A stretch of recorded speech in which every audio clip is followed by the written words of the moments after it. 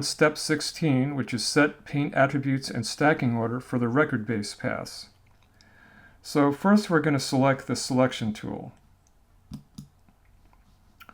And in the layers panel, click the lock box of the record surface layer to lock it. And we're doing this because we don't want to inadvertently select or change anything in this layer. One of the conveniences of the layers panel is the ability to lock and hide layers, as you see here. Okay, so let's select the thickness path. That's the lower oval.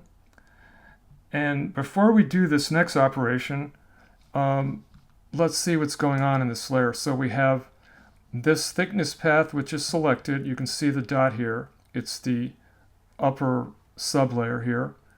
And this one here is actually the record base. So we've got this selected, and we're going to choose Object, Arrange, Send to Back in the menu bar. So Object, Arrange, Send to Back. See what that did? It moved it down within the layer to the bottom of the layer. That's what Object, Arrange, Send to Back does. You can also stack objects by arranging the layers themselves.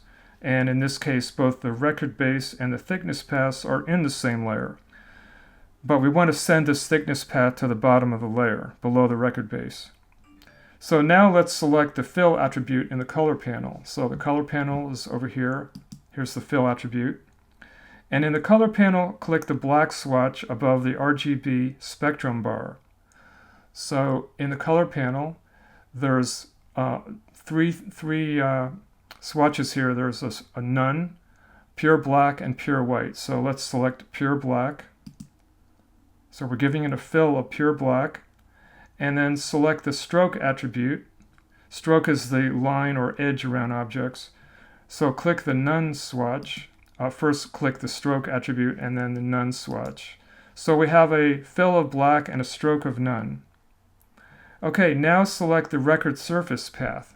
And that's the original oval that we created. And we're going to assign fill and stroke to this path. So select the fill attribute in the color panel. So there's the fill attribute. Select grayscale in the color panel menu. And enter 85% in this field. Press return. Grayscale colors are measured in percent, unlike RGB, which is colors between 0 and 255 for each of the RGB and B components. So we've got 85% for the grayscale value. And now let's select the stroke attribute in the color panel and click the none swatch above the RGB spectrum bar. So here's stroke of none. And now select View Preview in the menu bar. So this will show us the colors that have been applied so far. Right now we just have the record surface and the path underneath it, which is the thickness path. So that's it for this step. Make sure you save.